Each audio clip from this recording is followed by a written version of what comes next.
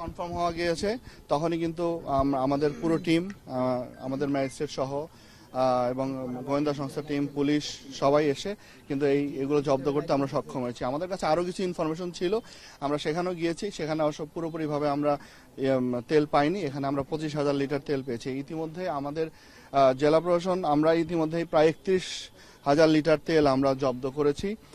এবং আপনারা জানেন যে 98টি মামলা এই তেলের মূল্য বৃদ্ধিকে নিয়ে এবং কালোবাজারি এবং সেটিকে মজুদ করা নিয়ে ইতিমধ্যে 98টি মামলা হয়েছে। প্রায় 4 লাখ টাকার মতো আমরা কিন্তু জরিমানা করেছি। আমাদের পুরো টিম, আমরা আমাদের গোয়েন্দা সংস্থা, পুলিশ, ম্যাজিস্ট্রেট সব কিন্তু আমরা কাজ করে যাচ্ছি, কারণ আমরা আমাদের আসলে তেলের কোনো ঘাটতি নেই। এবং এই বছর এই মাসেও আমাদের 10টি, আজকে সিঙ্গাপুর থেকে একটি জাহাজ আমাদের পোর্টে ঢুকবে, আমি একটু আগেও কথা বললাম, সেখানে প্রায় 30,000 লিটার ডিজেল নিয়ে ঢুকছে।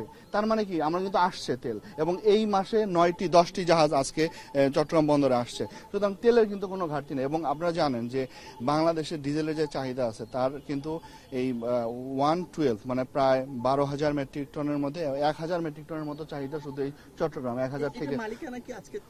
আজকের এটার মালিকানা যারা, আমরা তাদেরকে আমরা খুঁজে বের করব, কাউকে আমরা পাইনি, এবং তাদের বিরুদ্ধে নিয়মিত মামলা হবে।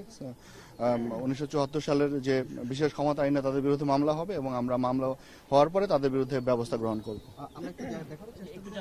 এই যে স্ট্রাকচারটা দেখা যাচ্ছে, সেই স্ট্রাকচারটা তো বোঝা যাচ্ছে যে দীর্ঘদিন ধরে এখানে এই কার্যক্রমটা হয়ে আসছিল। তো সেটা কিভাবে হয়ে আসছিল বলে আপনারা জানতে পেরেছেন?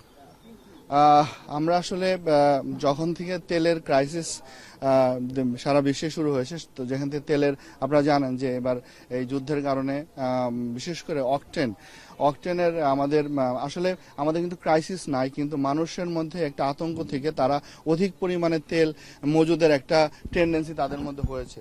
তো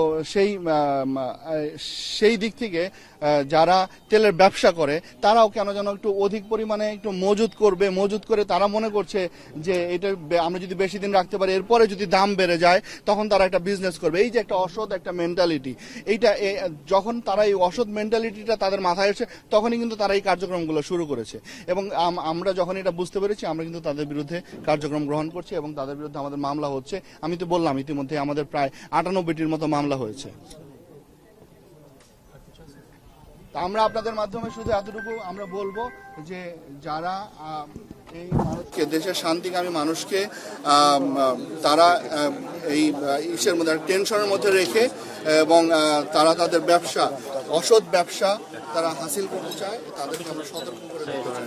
আমরা সবাই মিলে কাজ করছি।